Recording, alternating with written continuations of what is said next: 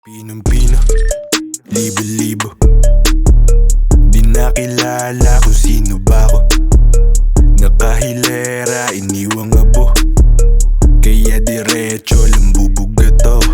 What is up guys? I am back again with another new mixing tutorial. So sa video na ito is tuturuan ko kayo kung paano mag-mix ng vocals using only Waves plugins.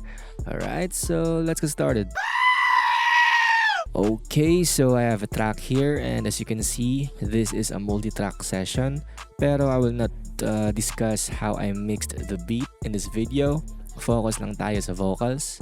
So now I will preview a little bit of the track and then as usual, I will explain my process after the preview. Alright, so let's play.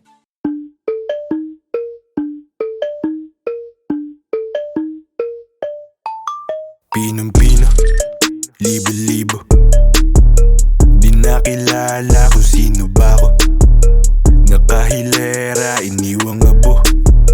Kaya diretso lang bubugato.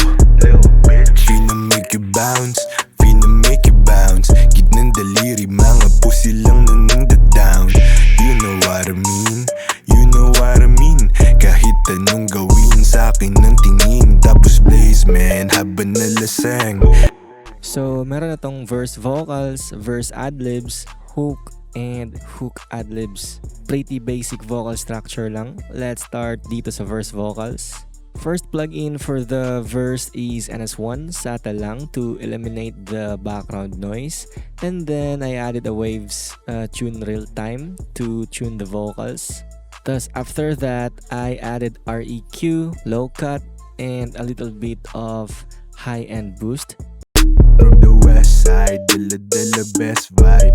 Di ka pa sleep, nagmo pa ng guide. Next is SSL, adding ulit ng konting boost sa highs, mids, and cutting again sa lows. Also with a little bit of compression.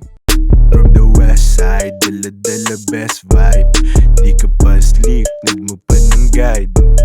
Next is our comp, simple compression lang to set the foundation sa tone ng vocals. And then I added CLA 76, medium attack, fast release, and a 4:1 ratio. From the west side, dala-dala best vibe. Di ka pa sleep, nagmo pa ng guide. And after that is I glue up the overall compression by adding itong CLA 2A, just 5 dB of reduction. From the west side, dala-dala best vibe. Di ka pa sleep, nagmo pa ng guide. Now I'm right. Next is doubler 2 to give the vocals a little bit of widening. Kahit anong gawin sa akin ng tingin. Tapos blaze man, habang nalaseng. Dito babe. Tapos nag-add ako ng Abbey Road Saturator. Basically, this plugin adds brightness sa vocals para di siya maging dull. Kahit anong gawin sa akin ng tingin. Tapos blaze man, habang nalaseng. Dito basement, hassle din dilemma. Keep it safe. And then RDSer to decrease the harshness of the consonants. For the sense naman is I added Mane Mara Queen reverb with a plate type. Kahit anong gawin sa akin ng tingin. Tapos blaze man, habang nalaseng. Dito basement, hassle din dilemma. Keep it safe. And also I added H delay, basic quarter note delay with filtering lang dito. Kahit anong gawin sa akin ng tingin. Tapos blaze man, habang nalaseng. Dito basement, hassle din dilemma. Keep it safe, but I'ma take. Moving on sa verse adlibs. So for the verse adlibs naman is the same lang siya ng vocal chain from the main verse vocals, but I changed the SSL EQ settings into CLA filter Vox 2 kaya naging parang radio effect yung vocals, and I lowered down the levels of the adlibs ng konti para di siya mag-compete sa verse vocals. Also for the hook naman is the same vocal chain din from the verse vocals. I just adjusted the reverb dito. I increased it a little bit.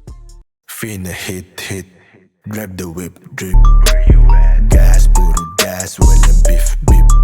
Yeah, keep it lit. For the hook adlibs naman is I sent the signal sa bus ng verse adlibs para maging radio effect din siya. And then lahat ng vocals ay nakaroute into a bus. Then I added L1 limiter to boost the overall vocals up to 5 dB para mag-stand out siya sa beat. Pinong-pino, libo-libo, di nakilala kung sino ba ako. Nakahilera, iniwang abo, kaya diretso lang bubugato. Tapos for the master bass naman is pretty basic lang. Meron lang itong VU meter and L2 limiter. So let's play again a preview with all the waves plugins activated. Take from the west side, dala-dala best vibe. Di ka pa sleep, need mo pa ng guide. Now I'm right, better hide. I'm a ride, better hide, bitch. Finna hit, grab the whip, drip. Gas, puro gas, walang beef, beep. Yeah, I keep it lit, you know I'm a click. Bands, hella bands, get it quick. Finna hit. Alright, so that is it guys kung paano ako mag-mix ng vocals using Waves plugins. And if nakatulong tong video sa inyo, please leave a like or share the video. And subscribe ka na din if di ka pa nakasub sa channel ko. Thanks for watching guys. See you again next time. Happy mixing and bye-bye.